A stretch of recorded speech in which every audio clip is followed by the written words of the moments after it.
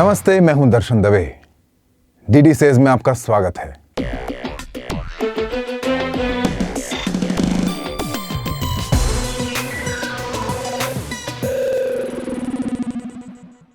कुछ गुंडे आपकी मां या बहन को अपनी गली में रोक लें, उनसे अश्लील बातें करें, उन्हें गंदे जोक सुनाएं, गलत हरकतें करें या बेवजह उन्हें गालियां दें और फिर ये तर्क दें कि ये सब कुछ तो हम अपनी गली में कर रहे हैं, आपकी गली में आपके घर के सामने थोड़ी कर रहे हैं। या ये तर्क दें कि हम तो आपकी बहन को एंटरटेन करने की कोशिश कर रहे थे क्योंकि हमें तो बचपन से यही सिखाया गया है कि एंटरटेनमेंट यही है। तो आप उनके तर्क से संतुष्ट हो जाएंगे? बिल्कुल ऐसा ही जवाब आजकल वे सब देते हैं जो स्क्रीन पर बेहुदा कंटेंट बनाते हैं, बेहुदा भाषा का इस्तेमाल करते हैं हमें एंटरटेन करने को।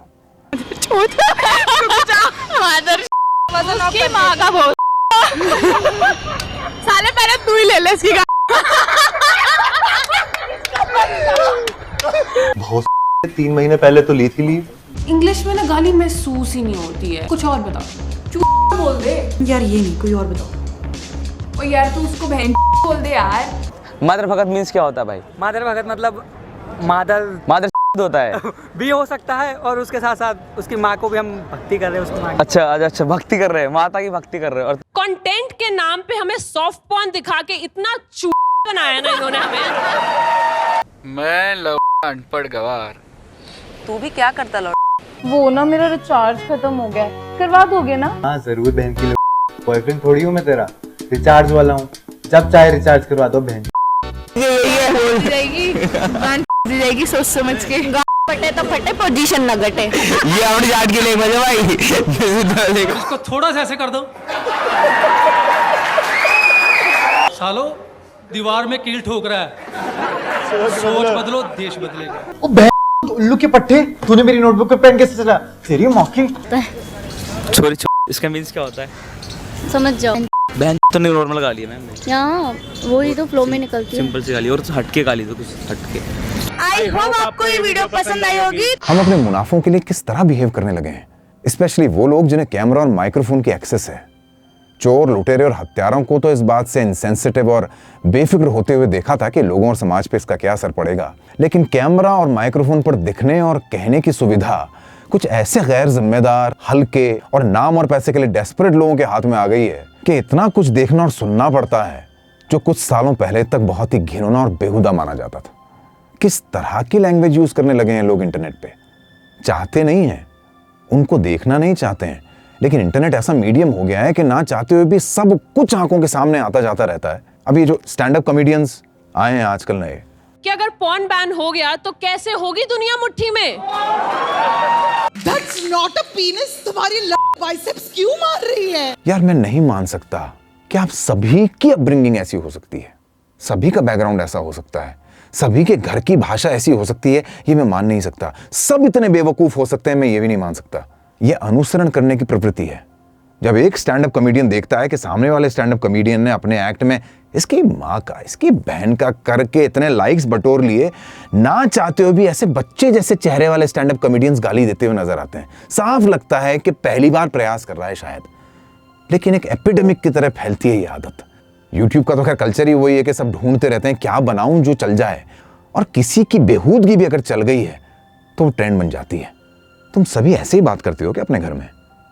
और ये वही हिंदुस्तान है जहां लोग अपनी बीवियों को घूंघट और बुर्के में रखते हैं।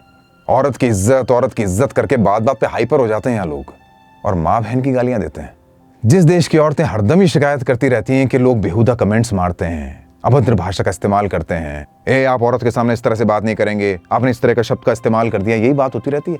उस देश में अभद्र भाषा का इस्तेमाल करने वाले यूट्यूबर्स और स्टैंड अप कॉमेडियंस हिट हैं। कितना विरोधाभास है ना दोनों बातों में। एक तरफ आप कंप्लेन करती हैं और दूसरी तरफ कॉलेजेस में यही भाषा बोलने लगी हैं आजकल आप भी। इनका फोन नहीं उठा रहा। मादर दल्ला साला बीप। हाँ यही फैन पीछे देख नहीं सकता क्या? मादर बहुत रंडी के और रंडी की तेरी फाड़ दूंगी। आज आपको एक राज बताता हूँ। Boys have a tendency of testing waters. वो अगर आपके सामने गाली दे रहे हैं ना, तो वो आपसे पहले नहीं हो रहे हैं, वो आपको आंकने की कोशिश कर रहे हैं कि इसके सामने चलता है कि नहीं चलता है। जो बहुत ही टुच्चे किस्म के लड़के होते हैं उन्हें औरतों के सामने अभद्र भाषा इस्तेमाल करके वही आनंद आता है जैसे उन्हें मोलेस्ट कर रहे हैं। वर्बल मोलेस्टेशन नहीं है ये। हम भी कोएड में पढ़े हैं बचपन से, इस इंडस्ट्री में काम किया है और यही ऑब्जर्व किया है कि boys celebrate their carefreeness with women. ऐसा क्यों होता है कि कुछ के सामने वो बहुत बेहुदा बातें करते हैं और कुछ के सामने बिल्कुल नहीं? छोटे छोटे बच्चे घरों में ऐसे शब्द बोलने लगे हैं, फट गई। पता नहीं मैं इन वर्ड्स को एडिट पे रखूंगा कि नहीं रखूंगा, क्योंकि मैं अभी इस शॉट को रोक के डिस्कस कर रहा था इतनी देर तक कि मुझे ये शब्द रखने चाहिए कि नहीं रखने चाहिए। अगर मैं ये शब्द रख रहा हूं तो सिर्फ इसलिए कि आपको वो शौक लगे जो मुझे लगता है सुन के। आम भाषा हो गई है। मुझे मेरे फ्रेंड्स को समझा के घर लाना पड़ता है कि इस तरह के शब्द मत बोल देना मम्मी के सामने। सारी जिंदगी निकल गई उनकी ये समझाने में कि ये नहीं बोलना है, ये शब्द अभद्र हैं। अरे यार, अब तुम भी सोचते होंगे कौन से ज़माने की बात कर रहा है। अब कूल हैं हम यार, कम ऑन। सारे हीरोज बोलते हैं मूवीज़ में, सारी हीरोइंस बोलती हैं वेब सीरीज़ में, लेकिन डीडी सिर्फ तो वैसा ही प्रोग्राम है जो उन लोगों की बात करता है जो अपनी बात कह ही नहीं पाते। अब सुनो, मैं अपनी आधी ज़िंदगी मुंबई में रहा हूँ, इस इंडस्ट्री में काम किया है और आज कैमरा पे बोल रहा हूँ आपके सामने, सब देख रहे होंगे, मेरी कलीग्स भी। मैं दावे से कहता हूँ कि मैंने इतने बरसों में आज तक अपनी किसी हीरोइन के सामने या किसी पब्लिक प्लेस पर गाली नहीं दी। जानते हैं क्यों? क्योंकि हर बार मेरी आंखों के सामने मेरी माँ का चेहरा आ जाता है और मुझे हमेशा ये लगता है कि अगर मेरी मम्मी के सामने किसी लड़के ने इस तरह के शब्द का इस्तेमाल किया होता या मेरी बहन से उसके ऑफिस में कोई इस भाषा में बात कर रहा होता तो मुझे कितनी तकलीफ होती। मैं क्या हश्र करता उस आदमी का, मजाक करता तो भी। और ये बिल्कुल मत समझना कि मैं कोई तंज मार रहा हूँ या मैं टॉन्ट करने की कोशिश कर रहा हूँ या तुम्हें ऑफेंड करने की कोशिश कर रहा हूँ, तुम्हें दुख पहुंचाने की कोशिश कर रहा हूँ। मैं सच में आज ये जानना चाहता हूँ कि तुम लोग वीडियोस बनाते हो, तुम्हारे सोशल साइट्स पर तुम्हारे पेरेंट्स नहीं होते हैं क्या? तुम्हारे टीचर्स नहीं होते, तुम्हारे बड़े नहीं होते, तुम्हारी बहनें, कजन्स, चाचियाँ, मामियाँ नहीं होती? और अगर होती हैं तो क्या वो बहुत फक्र महसूस करती हैं कि तुम इतनी घटिया और एडल्ट कॉमेडी बना रहे हो या इतनी गंदी गालियां दे के अपना कंटेंट यूट्यूब पे बना रहे हो? फक्र करती हैं क्या ऐसी बहनें कि मेरा भाई कितनी गंदी और अश्लील बातें कर रहा है इंटरनेट के ऊपर? वाह वाह। नहीं, मैं सच में जानना चाहता हूं, यकीन मानो, क्योंकि हमारे लिए तो सबसे बड़ी प्रॉब्लम यही है कि मैं जब भी एक लाइन भी कहीं सोशल नेटवर्किंग साइट पे लिखता हूं तो मुझे पता होता है कि मेरी बहनें पढ़ेंगी, मेरी टीचर्स पढ़ेंगी, मेरे एल्डर्स पढ़ेंगे। ताज्जुब मुझे सिर्फ इतनी सी बात का है कि हम लोग तो एक ही देश में रहते हैं, एक ही कल्चर में पले बड़े हैं। ये इतने अलग कल्चर्स कब हो गए कि तुम लोगों में तो इतनी बेफिक्री आ गई और हम पता नहीं कौन सी सदी में रह गए यार। हम तो डेयर भी नहीं कर सकते। और मेरी माँ के सामने नहीं यार, मैं तेरी मॉम के सामने भी गाली नहीं दे सकता, मैं तेरी बहन को भी अश्लील चुटकुला नहीं सुना सकता। तो तू मेरी मॉम के सामने या मेरी बहन के सामने या मेरे एल्डर्स के सामने या मेरे रिस्पेक्टेबल लोगों के सामने इस तरह की भाषा बोलने की जरूरत कैसे कर पाता है यार? मैं सच में एक दोस्त की तरह जानना चाहता हूं तुझसे आज, कहां से आए हो? ये की परवरिश कहां होती है? मैं सच में जानना चाहता हूं। जिन लोगों ने हमें बोलना और तहजीब सिखाई, हम नाम और पैसे के लिए उनके सामने एक पल में नंगे हो जाते हैं।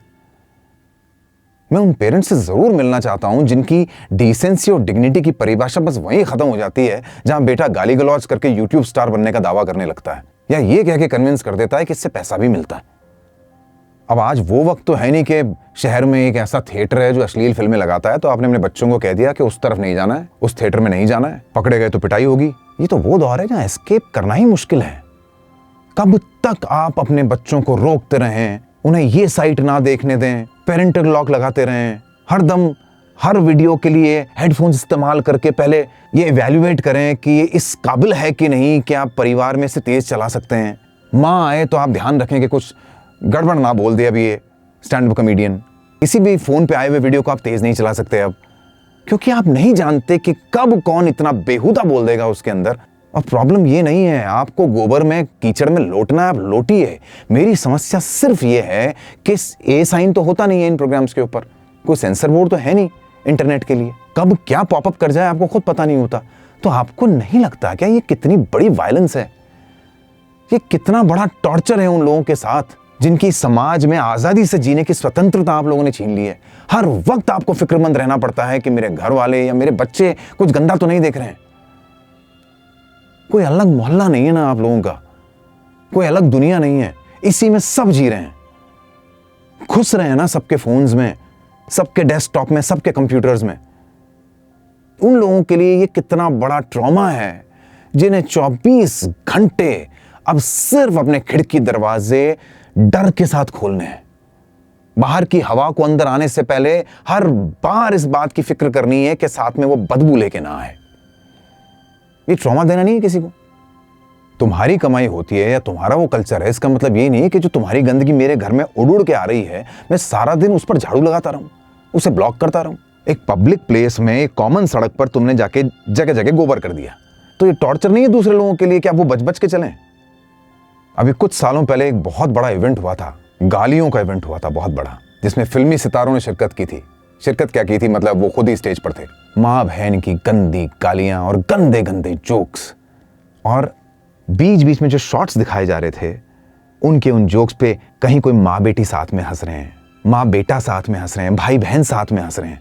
मतलब उसको पूरा पारिवारिक शो का जामा पहनाने की कोशिश की गई, जिसके लिए आमिर खान ने बाद में कहा कि it is verbal violence. I was deeply affected by that. I completely believe in freedom of speech, but we have to understand that we all have a certain responsibility. When I heard what was being described to me, I felt it was a very violent event.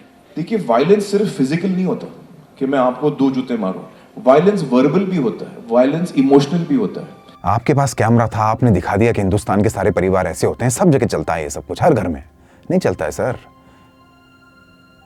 ये बैठा ना आपके सामने, उसी line में काम किया है।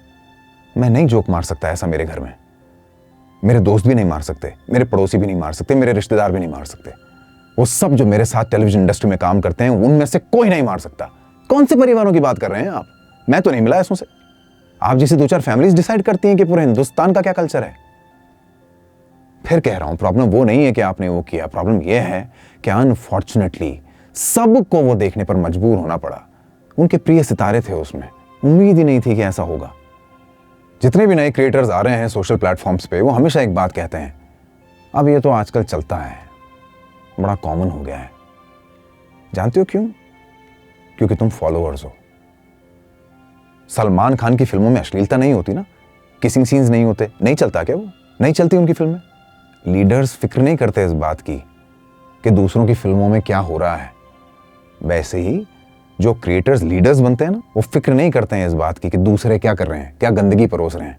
जो दिखाया जा रहा है वो ऑब्वियसली सच नहीं है। ऑब्वियसली व्यूअर्स ज्यादा होते हैं और क्रिएटर्स कम होते हैं। तो ऐसा नहीं है कि ये सब ऐसे हैं, इनके घरों में ऐसी बात होती है। प्रॉब्लम ये है कि जो कंटेंट बना रहे हैं वो ऐसे मीडियम्स में घुस गए हैं जो सब तक पहुंचते हैं और गंदगी परोस रहे हैं।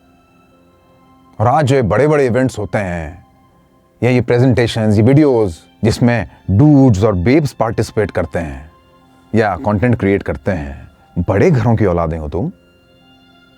मर्सिडीज की बात करते हो, कॉन्वेंट की बात करते हो, अंग्रेजी बोलते हो, रोलेक्स, ये वो। मैं सर आपने वो रीस्टार्ट करके ट्राई? अबे मादर, अभी उधर क्लाइंट को जाके प्रेजेंटेशन देना पड़ेगा, तो क्या तेरी गांड का प्रोजेक्टर चलाएगा मैं? रियली? पहले तो हम यही सुनते थे कि अरे बेचारा स्लम एरिया में रहता है, रिक्शा चलाता है, ऐसे ही बोलेगा। तुम कहां से आए हो यार? तुम तो बड़े बापों की औलाद हो ना। तुम्हारे तो माँ बाप अंग्रेजी में बात करते हैं, और तुम्हारी भाषा तो सुनो कहां से सीखी भाई? तुम्हारे कॉन्वेंट में यही सिखाते थे क्या? एक बार एक गरीब अनएजुकेटेड गंदे कपड़ों में आदमी गाली देता है ना, तो इतना चीप नहीं लगता है। भागे नहीं थे बाजार में। कौन क्या मादर? उस बेचारे को तो एक्सेस ही नहीं थी अच्छे माहौल की। लेकिन जब अरमानी, रोलेक्स, मर्सिडीज, इसमें दिखने वाला आदमी गाड़ी से उतरकर माँ बहन करता है ना, तो ये जरूर आता है, अबे तू कहां से आया है भाई? कहां की पैदाइश है? अमीर कहते हो अपने आप को, अप मार्केट क्लास, ये है तुम्हारी क्लास। जिनकी भाषा इतनी गंदी है जितनी अनएजुकेटेड लोगों की नहीं होती। कैसे अमीर हो तुम यार? आज इतने सालों से मैं शूट कर रहा हूं, लेकिन आज एक राज की बात बताता हूं आपको।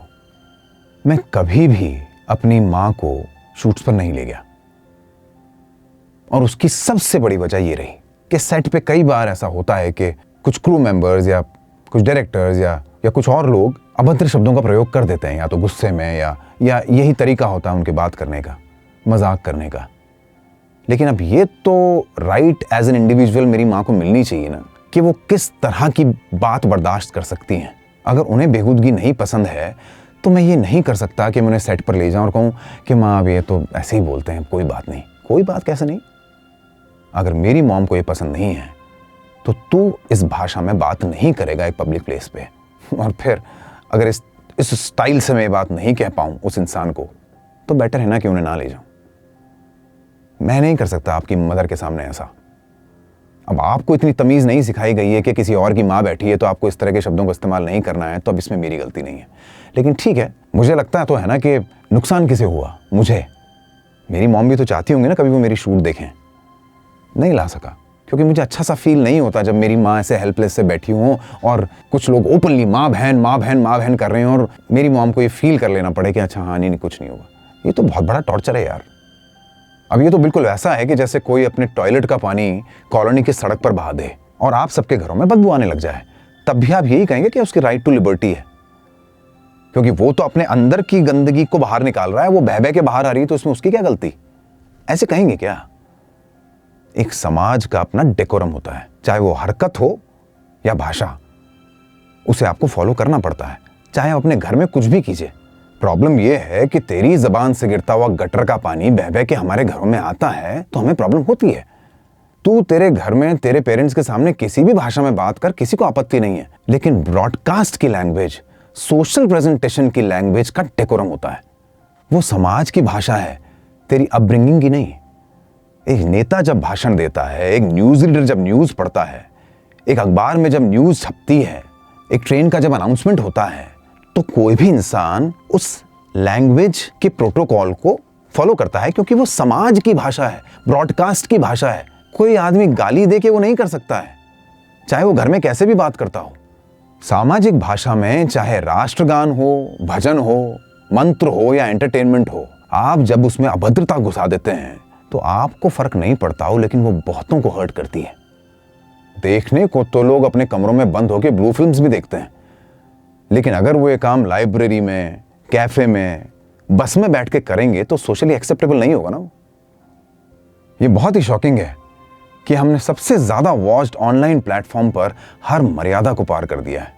मुझे लगता है कि अगर मुझे आपकी कोई चीज पसंद नहीं आई है, आपने कुछ काम किया है जो मुझे पसंद नहीं आया है, मुझे बड़े फर्म और स्ट्रांग शब्दों में आपको ये कम्युनिकेट करना चाहिए कि आपने जो किया मुझे ठीक नहीं लगा, मैं बड़ा डिस्टर्ब हुआ, और आपने ये पब्लिकली किया तो मैं और डिस्टर्ब हो रहा हूं, और मैं आपको हाथ जोड़ के रिक्वेस्ट करता हूं आइंदा आप ऐसा ना करें प्लीज। बहुत ही अफसोसजनक और शर्मनाक कूलनेस है इन पढ़े लिखे बेफिक्रों की। ना सिर्फ उनकी जो पब्लिकली ऐसी भाषा का इस्तेमाल करते हैं, पर उनकी भी जो अपने घरों में से एंटरटेनमेंट और एंटरटेनमेंट की भाषा बनने देने का जिक्र रखते हैं। इस विषय पर आपके क्या विचार हैं, मैं जरूर जानना चाहूंगा। फिर मिलते हैं अगले एपिसोड में एक नए विषय के साथ। देखते रहिए डीडी सेज। नमस्कार।